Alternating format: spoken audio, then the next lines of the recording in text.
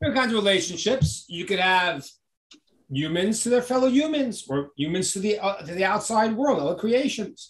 You could have people to God, and you could have someone to themselves. Those are the kinds of relationships you could have. We talked about there are fundamental challenges that we have. This is very important. And I mentioned to understand, like, there are some, Christianity, other religions have the idea of a original sin, person is very dirty. We don't have that idea.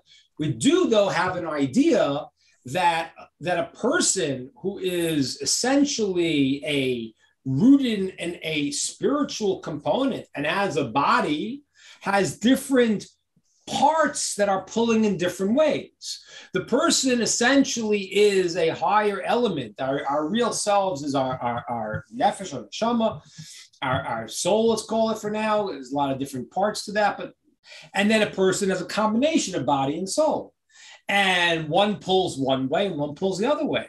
And a person has to navigate what they're going to become. Everyone has free will. You can follow the dictates of a spiritual, righteous, kind, giving, loving life, or you can follow the dictates of a negativity. Now, it doesn't mean the body is bad, it doesn't mean that, but it means the body tends towards certain things.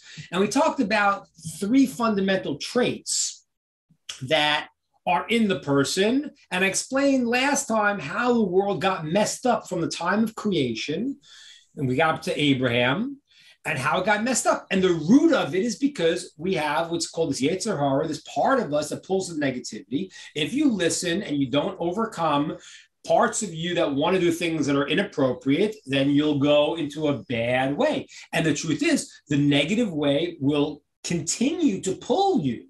It's a very important thing to realize. A person can make a mistake and fix it up. The longer you wait to fix it up and the more you do something, the worse it is, because you become ensconced in that way of seeing the world. And we talked about three main traits that line up with these three different kinds of relationships. A person can relate to himself, and that has to do with a person, and the negative being a person who is overly desirous, unbridled desire. I just want my pleasure. We see people like that. That's what I care about.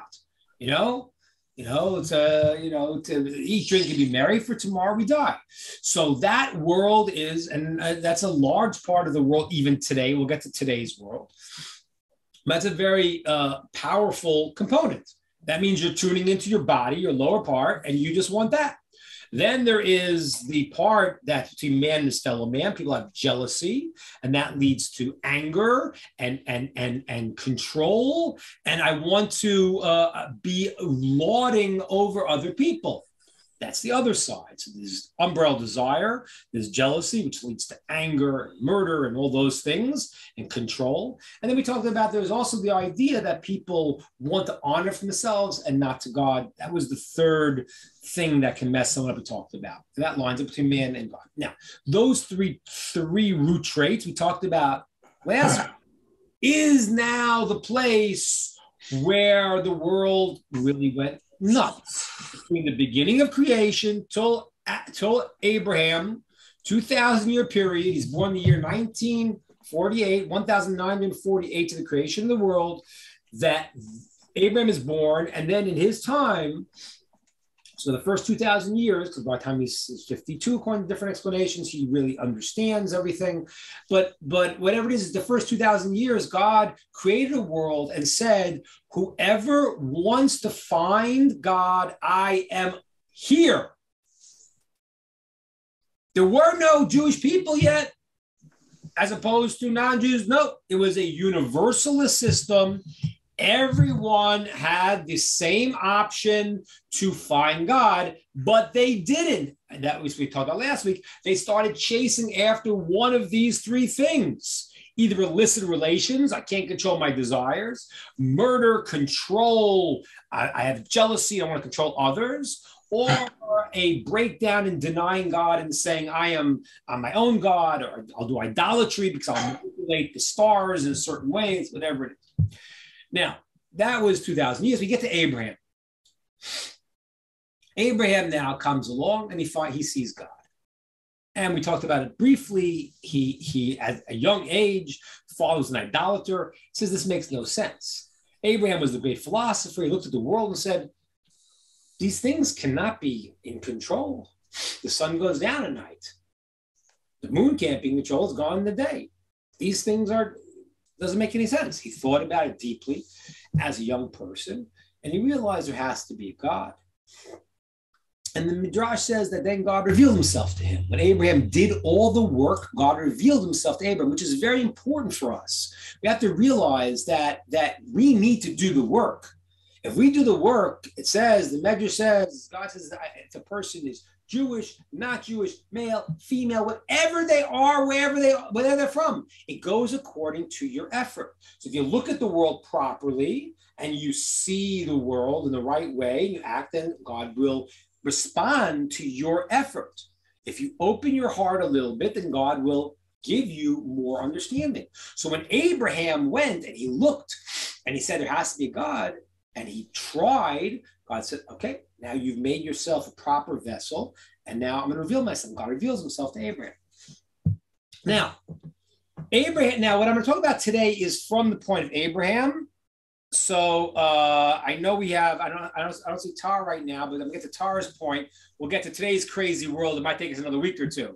But I need to go in order here because you got to understand what today's craziness is. It's a different craziness. So now, but I'm now at the point of Abraham. Avraham, he is called Abraham, Avraham Ivri, Abraham the Hebrew. As I mentioned before, the word Ivri also means on the other side because the whole world was on one side and he's on the other. It's the ultimate revolution. The world, according to 2,000 years, the world is a mess. Even though Adam was a prophet, even though Adam and Eve were prophets, they perceived God, the world is now a mess. And you can go look at archaeology. You'll see human sacrifices, crazy, crazy stuff. Because people's negative impulses were not directed properly, and they overcame them, and they acted in this terrible, terrible way. Comes along Abraham, and he starts to change it. Now, what was Abraham's trait? And this is what I want to tie in when I said last week, the trait that Abraham had and the qualities and how that was the opposite of what was going on before. So we said people have, let's say, unbridled desire. Now let's think about a person with unbridled desire is just chasing after his pleasures. And let's think about the other kind of person, the jealous person who wants control. Let's take those two extremes for a second. I'm gonna give you an example of two American presidents. To avoid politics, I'll go back, a little bit further in history. They had a president like Richard Nixon and a president like Bill Clinton. Two very different people. And if you think about it, you'll realize people like this also. One guy everyone likes him. He is he's a real giver. He's out there. He's personable, and he may well be, as Bill Clinton was, caught up in very immoral, lewd behavior. That means the person is like a giver. He's a people person, but not really, because it's for his own pleasure. He's a nice social human being. He could be called a great giver. He walks into the room. Everyone loved Bill Clinton. Walks into the room. You felt like, hey, he'd shake your hand. And that quality of giving, when it was misused, was a giver for his own pleasure, his own unbridled desire. That's called illicit relations. Take a guy like Richard Nixon. That's not what he was. He was a power person. He was a person who was not the kind of guy everyone liked, because between the way he acted with other people was he wanted power, wanted control. He wasn't drawn to the desires and the unbridled desire, because what he really wanted was power and control of others. So people maybe didn't like him as much. He wasn't that people person. He was a power person. And if you think about it, you'll realize very clearly, both people in the news and people you know. The person who is the very personable one, if he's giving, but he's not giving properly, he could be caught up in pleasures that are inappropriate. And the one who is power oriented, that might not be his thing. He may have both. I mean, there are people who have both, that blend both. But you have to know what the person's main issue is. So there's the one who wants control, and he's not chasing after his pleasures. He likes to be bossing people around. That gets him, that turns him on. Like, I want to be in control, as opposed to the guy sitting under the palm tree and, just trying to get his pleasure. He wants control, he wants power. Two different approaches. Abraham comes into the world, and he is the giver. How did he get people to hear about God? It says his tent was open on all four sides, and he said, whoever wants, come on in. Come on in. And they said, what? Come in? He said, yeah, you come in, because I'm going to give to you the same way God gave to us. But God gave to us? What do you mean? This world's got all these problems, it's messed up. It says, you're alive. Can't you see the things? This world's not to hurt you. This world is to give to you. You might not always understand it. Like, we don't always understand if our parents did something good, or us as parents did something for our children. The child might not realize it, because maybe I might have to punish him or something, but the goal is all good. So Abraham makes this revolution. He's the giver, and he has all these people following him now. There's a movement. It says in the text, he converted people. There were tons of followers of Abraham. Okay, now, Abraham has a son named Ishmael. Ishmael is the father of the Arab nation. Okay, now, Ishmael, as the son of Abraham, has some very positive qualities. He also has some negative qualities. Let's just go, for those who don't know, the story here. Abraham is married to Sarah. Abraham and Sarah are married. A perfect couple, Abraham and Sarah. But Sarah can't have children. She's barren. So Sarah tells Abraham to take the handmaiden of Sarah, who was named Hagar. And Hagar, she's the mother of the Arab nation. She was an Egyptian princess.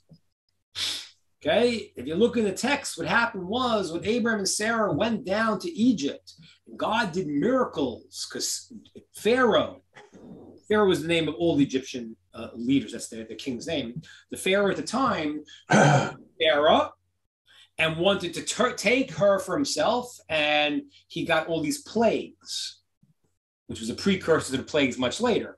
But they realized, whoa, this person is so special. What's going on? He calls Abraham in. He says, this is not your sister. He says, your sister, because he was afraid they were going to kill him. This is your wife. Go. Now, when this happens, listen to this amazing thing. Pharaoh sees this, these miracles, that are supernatural things happening to Abraham and Sarah, and he tells his daughter, the daughter of Pharaoh, Hagar, you're better off going with these people, even being their handmaiden, than staying here and being a princess. So Hagar had some stuff going for her. She had a lot of stuff going for her. She left the palace to be in the house of these spiritual happening at the time. Okay, now, so Sarah says to Abraham, I can't have children, marry Hagar and have children from Hagar. And she does. She has a child named Ishmael. Ishmael is going to be the father of the Arab nation. Now, I want you to understand this. And it's very important, because if you understand what I'm telling you now, you will understand all of the politics that are happening in Israel with the Jews and the Arabs. Because it didn't start today. It started thousands of years ago. So now Ishmael is born, and he's the only son of Abraham.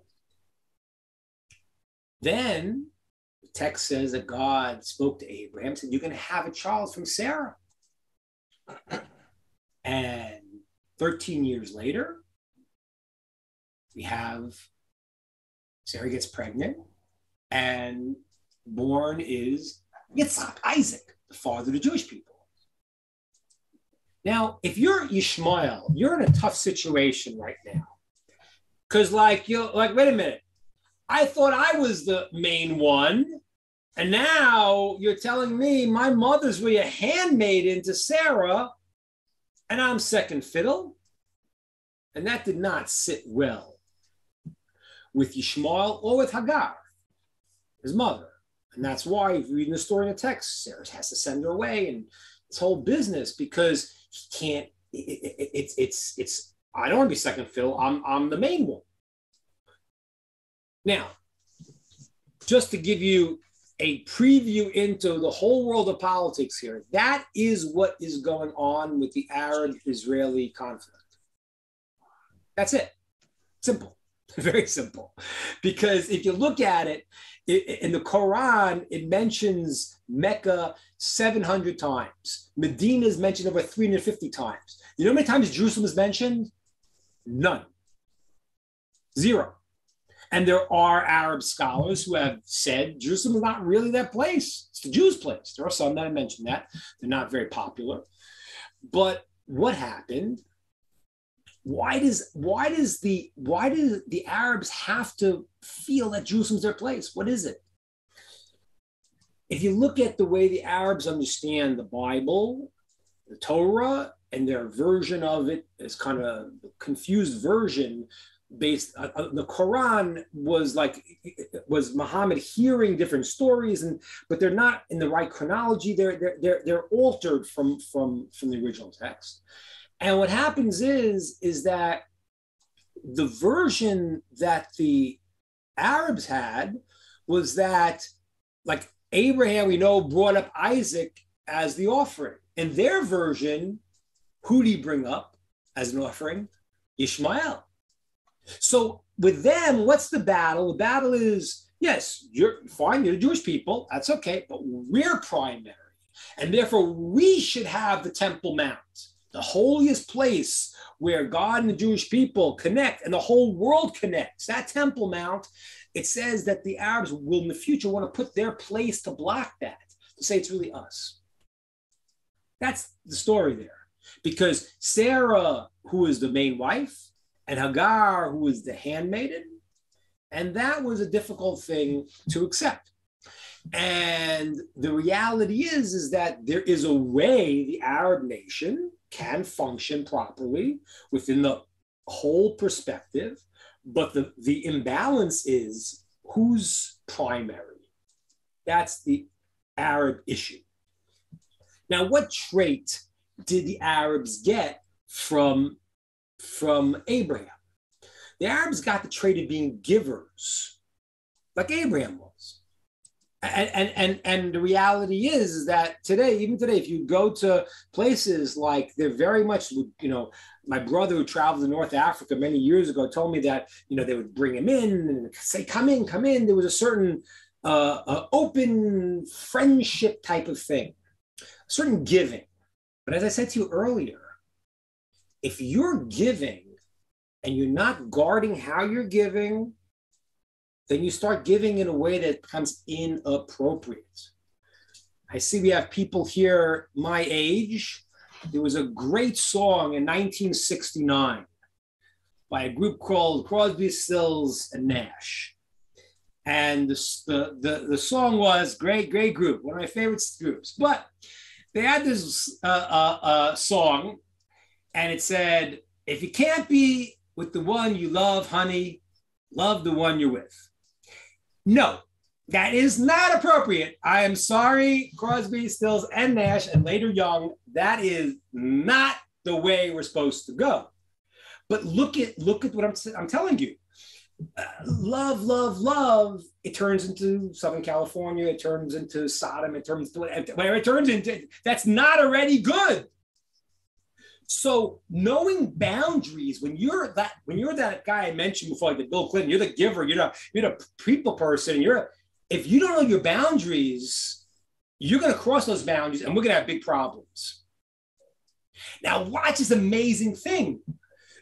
The Arabs then, I mean, it says in the Torah that they didn't accept the Torah because of that, because that's not who they were. There were certain boundaries in the Torah that they said, this is not us. We're not those kind of people. We couldn't do it. The religion that they created for themselves later, Islam, means submission. So if you don't know your boundary and you're taking something from somebody else, or you're expanding in a way that's not appropriate, so what they created for themselves was now to chop the hand off. That's the solution to stealing, because they kind of recognize this is what, and the religion that the people who took Abraham's quality of giving but didn't have it exactly right and led to this was a religion that would be submission. That is Ishmael, and that is coming from Abraham. Now, Abraham, he has another child called Yitzchak. Now, Yitzchak, it's crucial, he has a different approach in the world. He is controlling himself. He's very, very internal. He's very exacting. And that's why all the people Abraham brought into the fold, so to speak, they all left when Isaac became the one in charge, because they didn't like it. Isaac was like, Abraham was like, yeah, God loves you and I love you, it's great. And Isaac was like, wait, hey, get your act together. You're not doing the right thing. And people don't like to be told they're not doing the right thing. So Isaac had a different approach. He had an approach of knowing what was right and being very exacting. And that was his approach. And by the way, it was very good that that's what happened. It was appropriate, because and you look at the pendulum of politics right now in the world, you realize that. See, 1969, love, or just think about raising your own children. If you never tell your kid they're doing the wrong thing, it's going to backfire. So it's beautiful to be able to show someone that you love them. But if you never tell them no, which Abraham didn't tell Ishmael, Abraham loved Ishmael very much, and he didn't tell him no. And the world can't function that way. The world can't function that way. In the world, when you don't have the law to tell people you're doing the wrong thing and no, then eventually people start to get messed up. So comes along Yitzchak, and he is now the one of self-control, restraint. He has two children too. He has Jacob, who is the father of the Jewish people, and he has Esav. Esav is very different, because even though Isaac was controlling himself and mastering himself, Esav took that quality and misused it to control others. And he is the opposite. So if Yishmael is the one of the pleasure and not the boundaries, Esav is the power man. He is the master of war. He's a warrior. He's out in the field. He's control.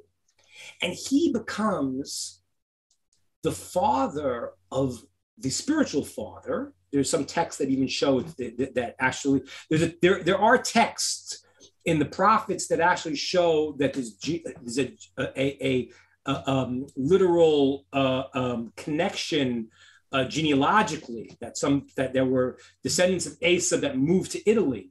There is a text, but certainly spiritually, he's considered to be the spiritual father of Rome. Esav. Now that makes a lot of sense, because what's Rome? Rome is the machine, the control, the power. Yeah, they blended in all their illicit relations too, but their thing was control, power. And that really came from Esav. Now,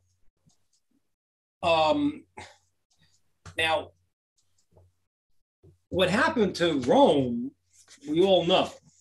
Because Rome, it was like funny, because Rome, I mentioned this last week, during the when Rome was starting to fall apart, even earlier than that, but at a certain point in Roman history, there was a tremendous amount of converts to Judaism.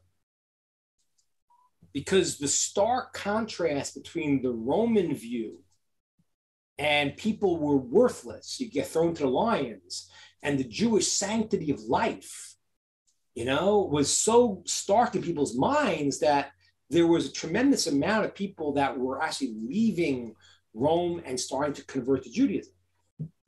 Well, came along Christianity at this point and offered kind of a not a plethora of gods, like a smaller amount, of sort of a combination, taking some pagan traditions of this and of that, and the tree and this, and it made it, suitable for Rome, and it eventually is going to become the religion of Rome, right? What they call the Holy Roman Empire was when Rome turns to Christianity. I hope I'm allowed to say this to you all because it's a very deep idea, but I'm saying it because most of you come from this background to understand. The name Esav, actually, if you flip the letters around, it spells the name of JC in Hebrew. It's crazy. Because that became the philosophy of Christianity. Christianity, and it's the wildest thing, because since they're inheritors of Rome, what religion do they take as a response to being the warriors of Rome? Now they want to take a religion called religion of love, which is exactly the opposite. So we're really control. We're really the warriors. We make rules of war. All right, great. But you like war. I mean, you make war. That's what you do. And now you're, every certain amount of years you fight a war. That's what you do. So now you take a religion that you say, oh, it's all love, as sort of a counterbalance to the tendencies that you have. That is now the way the world starts to unfold. Now listen to this amazing thing. So Jacob, who is now the father of Jewish people, he's the balance. He's truth. Because if you're a person who has desire, well, if it's used properly as a giver, it's a wonderful thing. Misused, you don't know boundaries, that's bad. If you're a person who has control, if you control yourself, it's wonderful. If you control others, it's not good. If you're a person of balance and of truth, then what happens is you make sure everything comes out right in your world. And that's Jacob. Now, I got to explain here. So now you have these two paradigms. You have Rome, which became Christianity, and you have the Ishmael, which becomes Islam. The reality is there are 70 nations in the world. There are 70 primal nations. Now, there's a lot more than that. But there's 70 primal nations in the world, but they all fit under one of these two categories. Yishmael, father of the Arab nation, and Esav, father of the Western nations, are essentially considered to be the forerunners of all of the nations now. And this is very important to know where the world has gotten. And we're talking about the world being messed up and how do I deal with that? So you have to understand, these religions evolved and came into the world because of this place we're at now. And if you look at now, the 70 nations, we don't know who they are anymore because they're all mixed up. There's been many years of upheavals of conquering. There was a great conqueror named Sancheriv, who was the conqueror of the Assyrian nation thousands of years ago. He used to conquer people, move them around, and that was commonly done in the ancient world. So we don't know who the 70 nations are. Everyone's mixed together. But nations will have a proclivity to one thing or the other, and these are the two primal roots of it: Esav and Yishmael. Now, we look at the world now in the second part of my series of why the world's so screwed up. Well, now we can understand this next section, because now the world is going to, if I don't know the truth and I don't have the truth, and I take another system and I'm a little bit off kilter and I build a whole world based on that, you're going to have a lot of problems. And that really is the situation. The situation in the world is there are a lot of religions that created and stuff that is, we have to understand what is true right now. Now, as I mentioned this once before, I want to just reiterate this. This I can't tell you for sure, but it's a theory, and it's has a lot of makes a lot of sense. It says in the text that Abraham had many other children later on, and it says that he gave them gifts and sent them to the east. Now, who are these children of Abraham? And when he sent to the east, what gifts did he give them? The gifts they gave them were spiritual powers, but were not lined up with the essence of truth.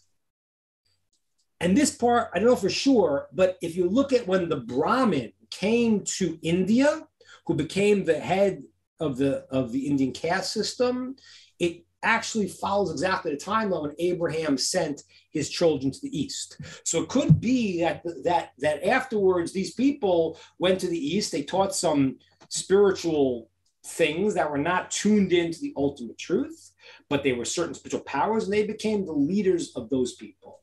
That's the way in phase 2 the world has looked. The world until pretty recently, because in recent times, the world has moved away from religion in a lot of senses. But for quite a long time, there was the Christian world with its approach, the Muslim world with its approach, and generally they were killing each other. I mean, it's like people, and it's a little problem in the Western world to realize, like, in the Western world, they forgot that the Crusades were happening, and the philosophy of the Western world became, okay, it's over. We're living our Western lives and we're enjoying it, and we like, a good lifestyle. The Muslim world has not necessarily embraced that same philosophy. They have actually a much stronger belief system in what they want Sharia law. They want at least a large number. I don't know. I can't give you a number, but a large number of Muslims. Their goal is still the same goal as it was 2,000 years ago, which was the eventual imposition of Sharia law, of Islamic law on the entire world. That hasn't changed so much. The Western world kind of thinks that, well, okay, we've all changed that, but that's not exactly true. That's why even like you have, in Israel, you have something called a hudna. A hudna is called a ceasefire. So sometimes you'll hear when, God forbid, there's trouble in Israel, then they negotiate and they create the hudna. Hudna is the ceasefire. The only problem is the word hudna does not mean ceasefire. It actually, in Arabic, is the idea of taking a step back, regrouping for the next assault. It's not like, okay, let's let's pause to regroup ourselves to go forward. So this is right now the world we're in. Now I want to just share with you one last piece that's very fascinating, which I talked about before also. But in the future, we don't know when, but it says that there's going to, in the book of Ezekiel, it says that there is going to be wars that's going to be directed towards Israel. And there'll be an alignment between these two camps. The camp of some of the Arab nations with the camp of the Western Christian nations. And they will actually align to fight against Israel and the Jewish people. Now, when it is, I don't know. But we can see different alliances and different things happening. And what happens is there eventually in the book of Ezekiel, in the book of Yechezkel, in chapter 38, it comes out that eventually these camps start to break apart. because they realize that their own belief system is contrary to each other. They'll call each other more infidels than even the Jews. So their alliance will eventually fall apart. And that is actually the preceding of the idea of the coming of Mashiach that happens. And it really ties into what my point was today, which is that the world, when it creates philosophies that are not tuned into the system, it's going to fall apart. It can't not. It's not about a person being smart and charismatic. It's about what is the truth. What does God say we're supposed to do? Every single human philosophy, whether it's communism, socialism, every single one will eventually fall apart. I think I mentioned this here, but when I was a kid, when I was a young couple, my wife, and we had a child, we read, Dr. Spock. That was the book. I think today, if I use Dr. Spock, they'd call it child abuse. Who knows? So every single generation, it's like, but that philosophy, that was ridiculous. And now which we see happening in America in a very serious way, that, if you're that now the new generation of Facebook, then everyone else was a racist and a terrible person, and now you're enlightened. But it's always like that, because every man-made philosophy is not tuned into the root. So what we understand is that from the roots of people's negative traits, we talked about last week, from the unbridled desire, or from the anger, or from their desire to have honor and not to relate to God, all of those negative traits led the world for the first 2,000 years of creation in a very bad way. After that, what happened was the Jewish people, from that time of Abraham, there was a period of 2,000 years where the Jews had the temple in Jerusalem, and they had a time of the books of the prophets. And you see there was tremendous greatness until they started not keeping the words of the prophets and the words of the Torah, and they started falling apart. And the other people were taking their negative challenges and creating philosophies by which they would live their lives. But those have sort of directed the world on a global level, not on a spiritual level. The spiritual level is still in line with truth. But that's been the way the world has gone for a while now. And that's the negativity that we've seen in the past, where people, in the name of this religion will kill, and then that religion will do this, will do that. Because if it's not true, you could do, and that was always the people who were against religion in general said, well, how many people have died because of religion? Well, yeah, it's got to be true. If it's not correct and you believe it's correct, you believe you got to kill someone else or do this or that. So yeah, it's going to, some very negative things will come out in the world. And that has been for a long time, the middle phase that we're talking about. Okay. Next week, I'm going to talk about the new phase that we're in, which is the atheist phase from Darwinism and on, and the other philosophies that have come out since then. And we'll try to get to our times. So that's my idea today. We'll open up to some discussions about this. We'll talk about next time about anything else.